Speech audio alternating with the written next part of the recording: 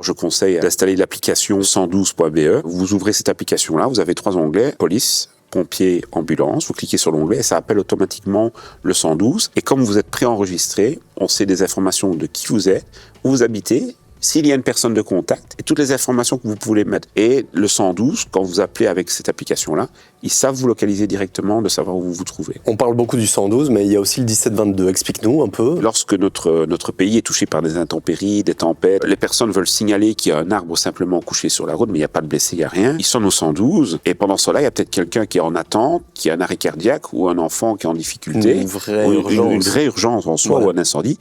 Et il y a un délai d'attente pour pouvoir décrocher et répondre. Et donc, on a demandé via ce numéro national qui est intéressant et via une application aussi, vous savez solliciter l'intervention des pompiers pour les missions non urgentes. C'est quand une vie n'est pas en jeu. Ça veut dire que si l'arbre est déjà à terre ou sur une voiture, mais qu'il n'y a personne dans la voiture, s'il n'y a pas de risque d'accident, s'il n'y a pas de risque d'électrocution, d'incendie ou autre, que c'est simplement une tuile qui est tombée, on conseille aux gens de faire ce 1722. Ça ne veut pas dire que les pompiers ne viendront pas.